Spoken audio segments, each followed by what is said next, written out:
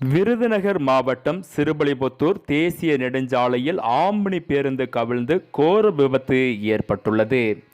தென்காசியில் இருந்து கோவை நோக்கி சென்ற ஆம்னி பேருந்து கிருஷ்ணங்கோவில் அருகே தற்காலிக பாலத்தில் கவிழ்ந்ததில் இந்த விபத்து நிகழ்ந்துள்ளது என முதல் கட்ட விசாரணையில் தெரிய வந்துள்ளது.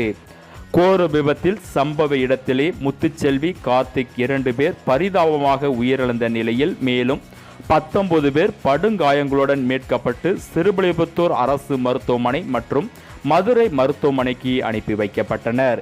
மேலும் தென்காசி நாடாளுமன்ற தனி தொகுதியில் அகில இந்திய அண்ணா திராவிட முன்னேற்ற கழகம் சார்பில் இரட்டை இலை சின்னத்தில் போட்டியிடும் புதிய தமிழகம் கட்சி தலைவர் டாக்டர் க. கிருஷ்ணசாமிக்கு ஆதரவாக புதிய தமிழகம் கட்சியின் மாநில இளைஞரணி தலைவர் டாக்டர் சியாம் கிருஷ்ணசாமி வத்திராப்பு பகுதியில் பிரச்சாரத்தில் ஈடுபட்டு திரும்பிய போது இந்த கோர விபத்து அரங்கேறியது.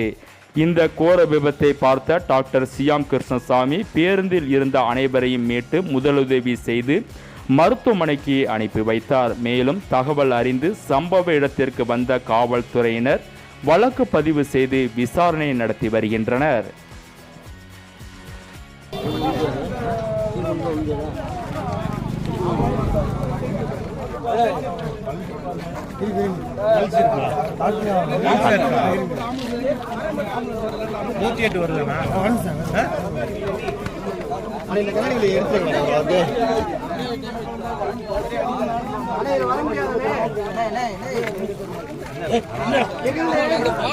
போட்டு